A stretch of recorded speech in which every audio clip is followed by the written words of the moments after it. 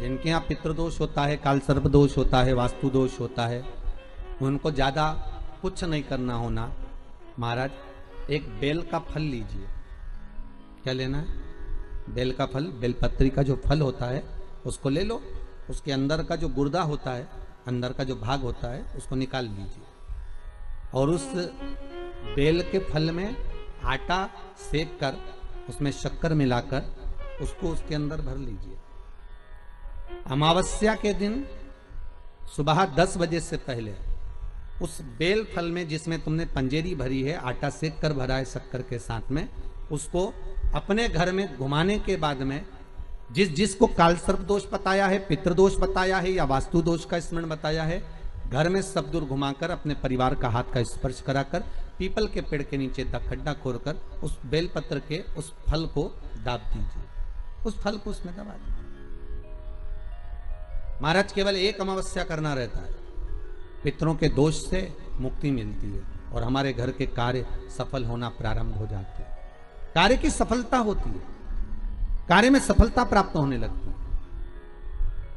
हम तो कई बार कहते हैं महाराज जी, अगर ऐसा लगे किसी औषधि को आप ले रहे हैं, मालूम पड़े कि औषधि आपको लग नहीं रही है, शिव महापुराण की कथा करिए, मान लो औषधि आपको नहीं लग रही, आपने औषधि बहुत दिनों से ले रहे हो, कोई दवाई, मान लो आप किसी भी दवाई को ग्रहण कर रहे हैं और वो औषधि लगी नहीं रही है, वो शरीर को लगी नहीं पा रही और आप ठीक ही नहीं हो पा रहे, 15 दिन हो गए, 8 दिन हो गए, बताओ, उतना की उतना ही कैटरीना है, उतना ही उतना अपना भरा हुआ, वही की वही लीवर, वही की वही किडनी, वही की वही स्मरण, सभी कुछ वही वही है,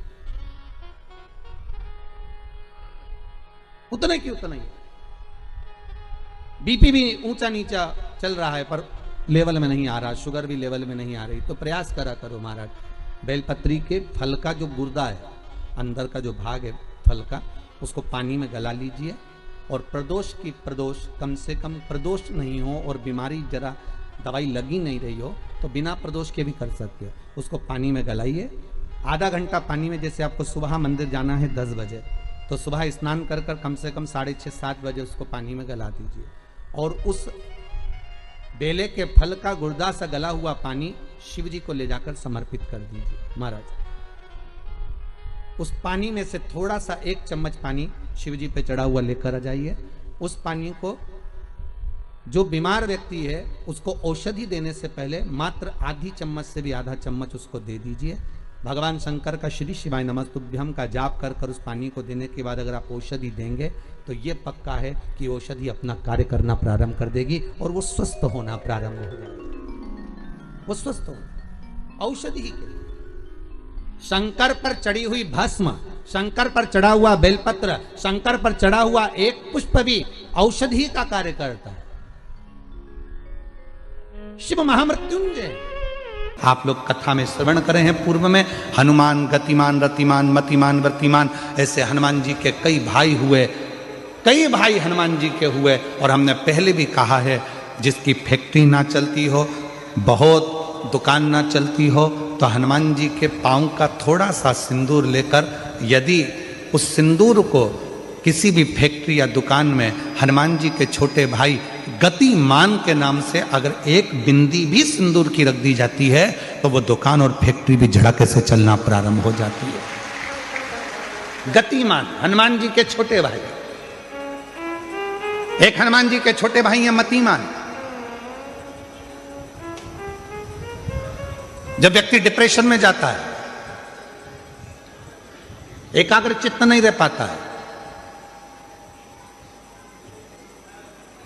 पढ़ने बैठता है पर एकदम मन नहीं लग पाता है, तो मतिमान का स्मरण किया जाता है। हनुमान जी के 3 नंबर के भाई का मतिमान। और कहते हैं एक दुर्वा यदि मतिमान के नाम से शंकर भगवान की शिवलिंग पर चढ़ा दी जाए और उसी दुर्वा को वापिस लेकर आया जाए, अंधेरा होने से पहले, सूर्य अस्त होने के पहले, शाम के प्रदोष के पहले यदि उस दुर्वा को उस व्यक्ति को चबा चबा कर खिला दो तो डिप्रेस हो रहा है, डिप्रेशन में है, चिंता में है, टेंशन में है और उसका विवेक काम नहीं कर रहा, बुद्धि स्थिर नहीं हो पा रही है या पढ़ने में मन नहीं लग पा रहा है, तो उसको आप एक दुर्वा मतिमान, हनुमान जी के तीसरे नंबर के भाई मतिमान के नाम से अगर खिला देते हैं तो उसकी बुद्धि केंद्रित होना प्रारंभ हो जाती है और वो डिप्रेस से हटना प्रारंभ हो जाता है, मन स्थिर होने लगता है। मतिमान।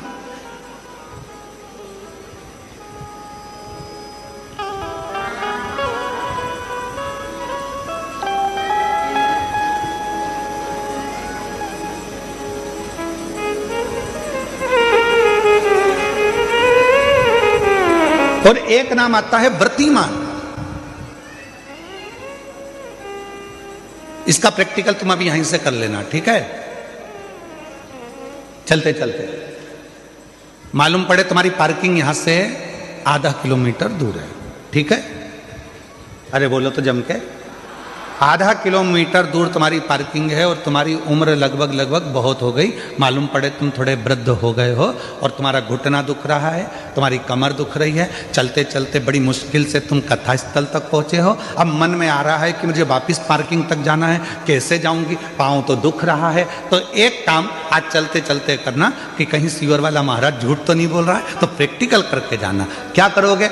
यहां से जाते समय आप जब जा रहे हो और आपके शरीर का कोई अंग जब दुख रहा है तो श्री शिवाय नमस्तुभ्यम कहकर श्री व्रतिमान हनुमान का स्मरण करो। किसका स्मरण करना है? जम के बोलो, व्रतिमान हनुमान। व्रतिमान हनुमान का स्मरण करके कहीं पर भी बैठकर अपने पांव की छोटी वाली जो उंगली है उसको जम के दबाना और दबाने के बाद चल देना। जिस जगह पर भी दर्द हो रहा होगा मेरा बाबा आपको मंजिल तक पहुंचाएगा, दर्द होने नहीं देगा। कल नहीं करना, प्रैक्टिकल आज ही करना। काल करे सो आज कर।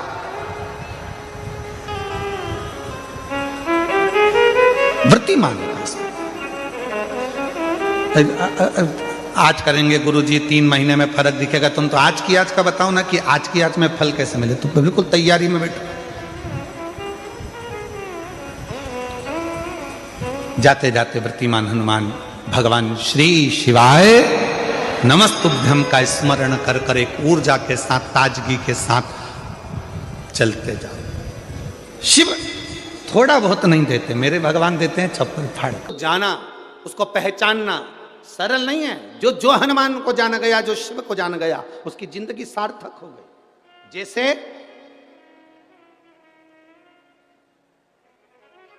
आप एक बेलपत्र, जैसे आप एक बेलपत्र की ये 2 जो पत्तियां होती हैं, जरा ध्यान देंगे, ये दो जो पत्ती नीचे की रहती है बेलपत्र, आगे का भाग एक बेलपत्र और नीचे की जो ये 2 पत्तियां होती हैं, इन 2 पत्तियों के ऊपर एक एक शमी पत्र। ये 2 जो पत्तियां हैं, इन पत्तियों के ऊपर एक एक शमी पत्र और लाल चंदन ये रखकर कितना भी रोगीला व्यक्ति हो, रोग से ग्रसित व्यक्ति हो, जिंदगी में कितना ही दुख पड़ रहा हो, बेलपत्र की ये दोनों पत्ती जिसके ऊपर शमी पत्र रखकर, लाल चंदन रखकर श्री हनुमान जी महाराज और हनुमान जी महाराज के तीसरे नंबर के भाई श्री गतिमान जी। हनुमान जी कितने भाई हैं? 6। उसमें हनुमान, रतिमान, व्रतिमान, मतिमान, गतिमान, तो जो नीचे के क्रम में आते हैं श्री गतिमान जी, उन गतिमान जी हनुमान जी का नाम लेकर जो शिवलिंग के ऊपर समर्पित कर देता है, रोग का निवारण होता ही है, रोग मुक्ति होती है।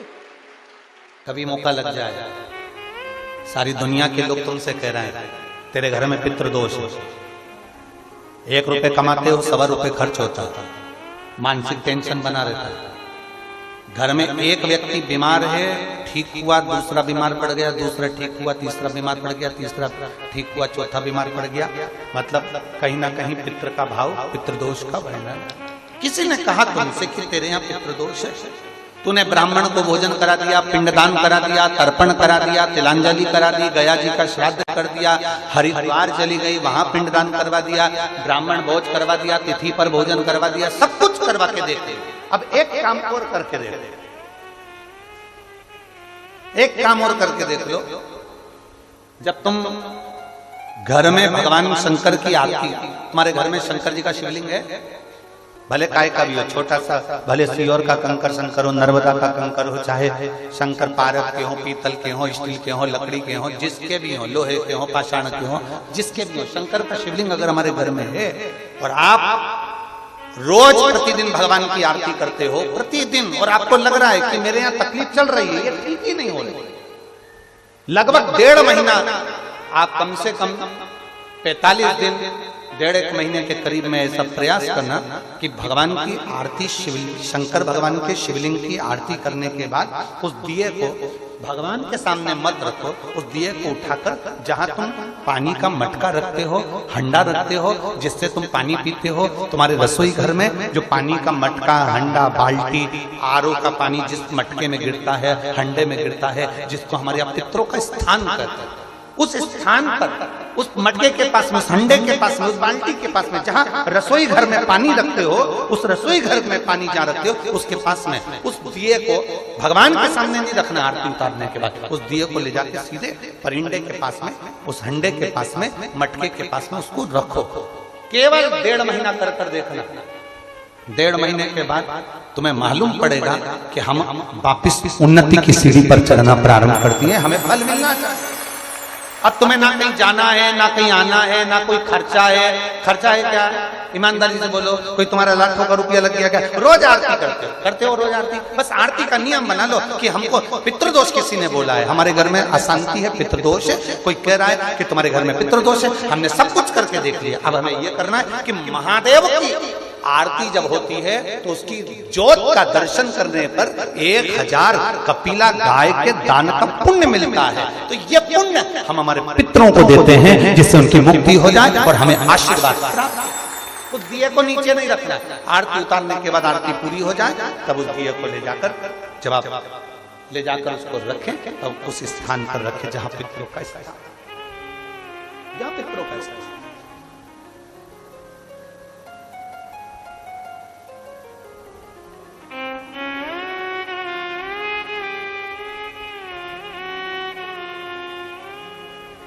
तेरे दरबार की बाबा निराली शान देखी है, तुझे देखे नहीं देखा पर झोली भरी देखी है, मुख दुनिया मोड़ेगी बाबा तू मुखड़ा मोड़, मेरी लगी परीती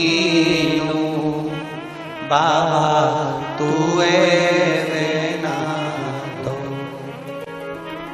मुख दुनिया मोड़ेगी बाबा तू मुखड़ा मोड़। हम शिव के प्रति समर्पित, एक दीप भी हमको फल दे जाता है। इस कलिकाल, एक तो कलिकाल में मन बड़ा चंचल होता है, लगता ही नहीं, और खास तौर से तो भगवान की भक्ति में थोड़े दिन लग जाएगा, 2-4-8 दिन तक लग जाएगा, 15 दिन तक लग जाएगा, 20 दिन लग जाएगा, उसके बाद लगेगा ही नहीं। कलिकाल में 3 चीजें हैं, एक मन चंचल है, दूसरा हर व्यक्ति के पास समय कम है, और तीसरा हर व्यक्ति की जिंदगी में तनाव बहुत ज्यादा, बहुत तनाव की जिंदगी। आज के जमाने में छोटे छोटे बच्चे भी कहते, मम्मी तुम मुझे परेशान मत करो, मैं बहुत टेंशन में, अभी तो पैदा ही हुआ है, जरा सा है, और मां से कह रहा है कि मुझे टेंशन बहुत है। मां कहती है हमारी उम्र में आओगे तब मालूम पड़ेगा कि टेंशन क्या होता है।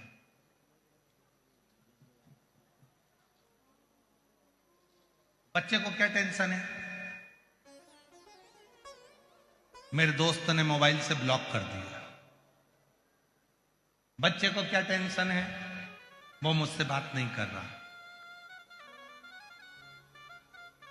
बच्चे को क्या टेंशन है? उसके ग्रुप में मुझे नहीं जोड़ा। बच्चे को क्या टेंशन है, उसने अपना एक ग्रुप अलग बना लिया, उसी का टेंशन।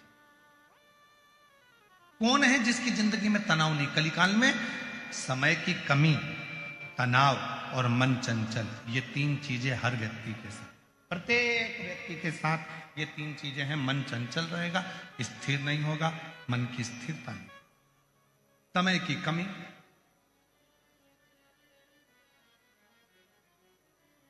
और तीसरे नंबर पर है तनाव। तुमरुका जी ने भी चंचुला देवी को कहा था कि मनुष्य कलिकाल में तनाव से ग्रसित रहे।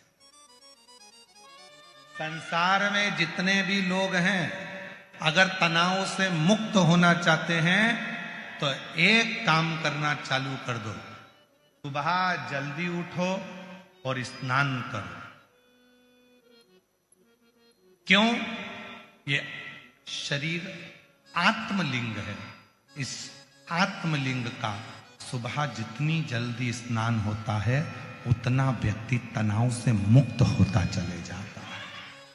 तनाव से जितना लेट नहाओगे, मतलब जितना लेट इस आत्मलिंग का तुम स्नान करोगे, ये शरीर का जितना लेट तुम स्नान करोगे, तुम देखना जो व्यक्ति जल्दी नहाता है उस तनाव से मुक्त होता है, सब काम कर लेता है, बड़ा एंजॉयफुल रहता है, खुश रहता है, आनंद में रहता है। और जो व्यक्ति उठ जा और एकदम अचानक ऑफिस जाने का टाइम, कहीं जाने का टाइम, और एकदम उठेगा तो जल्दी जल्दी में नहाएगा, जल्दी जल्दी में नहाएगा तो जल्दी जल्दी में सब काम करेगा, जल्दी जल्दी में सब काम करेगा तो तनाव से ग्रसित हो जाएगा। हे भगवान, क्या होगा? तनाव बढ़ गया, चिड़चिड़ा हो गया, क्रोध आ गया, अपशब्द आ गए मुख पे, दिन भर चिड़ करेगा। क्यों? क्योंकि उसकी सुबह जो मॉर्निंग थी, उसकी गुड मॉर्निंग की जगह बैड मॉर्निंग हो गई, वो तनाव से ग्रसित हो गया। जितनी जल्दी उठोगे उतने तनाव से मुक्त रहोगे, तुम्हारे चेहरे पर गुस्सा नहीं आएगा, चिड़चिड़पन नहीं आएगा, अपशब्द नहीं आएंगे, और जब तनाव मुक्त जीवन होगा तो अपने आप सुख सामने जाएगा। ऑफिस जाने का समय है, 10 मिनट बचे हैं, 20 मिनट बचे हैं, तब उठ रहे हो, भागा दौड़ी कर रहे हो, नहा रहे हो, मंजन कर रहे हो, ब्रश कर रहे हो, फिर भाग कर जा रहे हो, तो ऑफिस में जाकर भी तुम चिड़चिड़ ही करोगे, दुकान पर जाकर तुम चिड़चिड़ ही करो, क्रोध ही करो।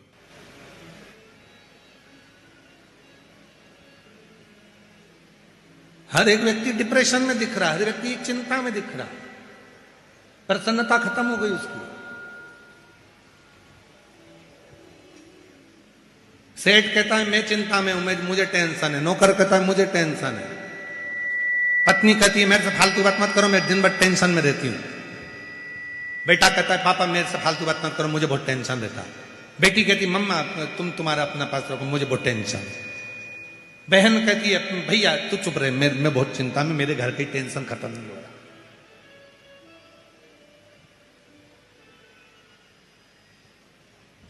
हर व्यक्ति चिंता में ग्रसित हो गए।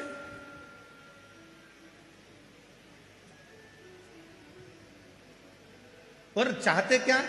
अपनी चिंता हम दूसरे को दे। ना ना ना ना, आग लगे बस्ती में, जम के बोलो जरा, जम के, आग लगे बस्ती में अपन रहो मस्त, क्या किसको रोइए, क्या टेंशन। जैसे श्री शिवाय नमस्तुभ्यम, कभी प्रैक्टिकल कराया आप लोगों ने इस मंत्र का? कर कर देखिए। घर में चिड़चिड़पन हो रहा है, क्लेश हो रहा है, क्रोध आ रहा है, 2 क्षण के लिए कटोरी में जल लो 5 बार, बिल्कुल शांति से बैठकर, श्री शिवाय नमस्तुभ्यम, श्री शिवाय नमस्तुभ्यम, 5 बार उस मंत्र का उच्चारण कर कर उस कटोरी के जल को पानी के मटके में डाल दो या लोटे में पानी लेकर सबको थोड़ा थोड़ा पानी पिला दो। 7 मिनट भी नहीं लगेंगे, एकदम क्रोध शांति पर आएगा, सब शीतल होंगे, सब में प्रेम बढ़ जाए। प्रैक्टिकल करिए, प्रैक्टिकल करना चाहिए। सियोर वाला महाराज झूठ तो नहीं बोल दिया, हम भी कहीं नहीं जा रहे, तुम भी कहीं नहीं जा रहे, आ जाना वापिस। प्रैक्टिकल करो, बिना प्रैक्टिकल के नहीं रहना। कंकर शंकर पूजन करूंगी, मेरा बाबा मुझे देगा 3 महीने के अंदर, प्रैक्टिकल करो, दिल से आओ, पूजन करो, 5 कंकर बीनो, बैठ जाओ बट वृक्ष की इस पवित्र भूमि पर, बैठ जाओ कंकर शंकर की भूमि पर और 5 कंकर रखकर उसकी पूजन कर कर उसमें से एक कंकर ये कहकर लेकर जाओ, बाबा चलो तुम्हारी बेटी तुम्हारा बेटा तुम्हें लेने के लिए आया है, बहुत दुखी हूं बाबा, मन की कामना है, सुना है तू साथ चलता है और हमारे मन की कामना को पूरा करता है, चल बाबा फिर आना है वापिस, लेकर जाओ, फिर वापिस 3 महीने में वो लेकर आ जाएगा, तुम्हारा काम पूरा कर। हृदय से कहो, दिल से पुकारो उसको।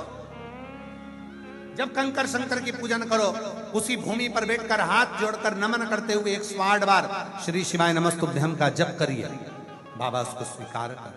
हृदय से साधारण नहीं है, कुबरेश्वर धाम का कंकर शंकर और कुबरेश्वर धाम का रुद्राक्ष जीवन का सारा सुख प्रदान कर देता है, क्योंकि ये वो भूमि है, इस भूमि पर खड़े होकर कुबरेश्वर धाम की धरा पर खड़े होकर 12 ज्योतिर्लिंग को गूगल पर सर्च करिए, अगर उज्जैनी 150 होगी तो 151 कहलाएगी, अगर काशी 690 होगी तो 1 बढ़कर 91 कहलाएगी। 12 ज्योतिर्लिंग को यहाँ से सर्च करिए, उसमें 0 नहीं आएगा, 1 बढ़कर आएगा, मतलब बाबा आपको आगे बढ़ाकर ही लेकर जाता है, छोड़कर नहीं। ये वो कुबरेश्वर बाबा की पवित्र भूमि है जहां पर शिव आपको शून्य नहीं करता, शिव आपको आगे बढ़ाकर आपकी मंजिल तक पहुंचाने का प्रयास करता है, वो भूमि।